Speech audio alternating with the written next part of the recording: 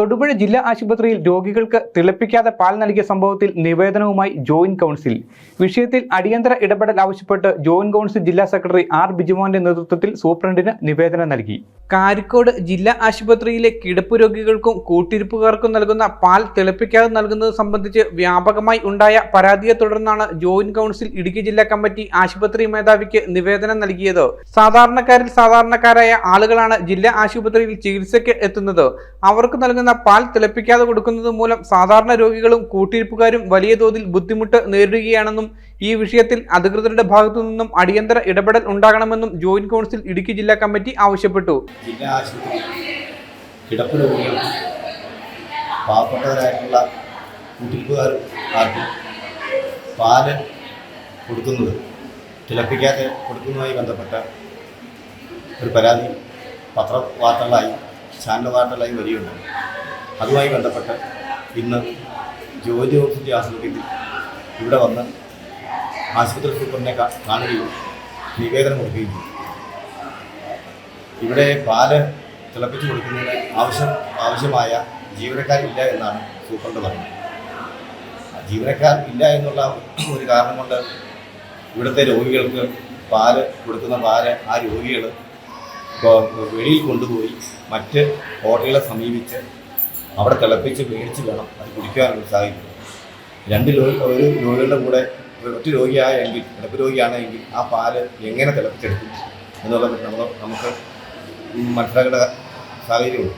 ആ സാഹചര്യത്തിൽ എത്രയും പെട്ടെന്ന് തന്നെ ഇതിനൊരു തീരുമാനം ഉണ്ടാക്കിയില്ലെങ്കിൽ ശക്തമായ ഒരു സമരത്തിലേക്ക് നമുക്ക് പോകേണ്ടി വരും.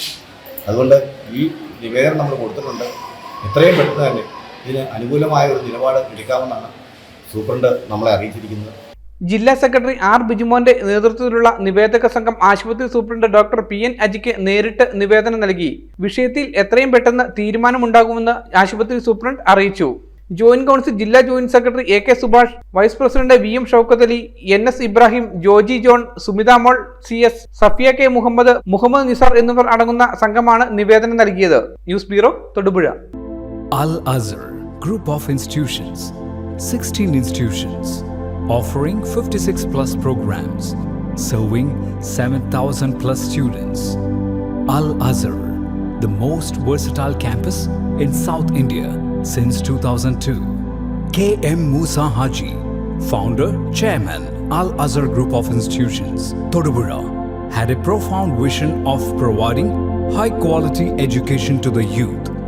He wished to elevate the underprivileged and minority communities of the Idukki district by offering exceptional educational facilities.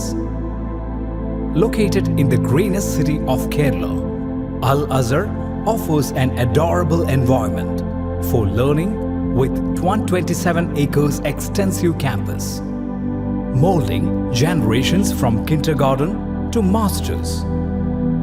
Public school, College of Arts and Science, College of Paramedical Science, Training College, Teacher Training Institute, College of Engineering and Technology, Polytechnic College, Law College, College of Pharmacy, College of Nursing, College of Allied Health Sciences, School of Nursing, Dental College, and Al Azhar Medical College and Super Specialty Hospital.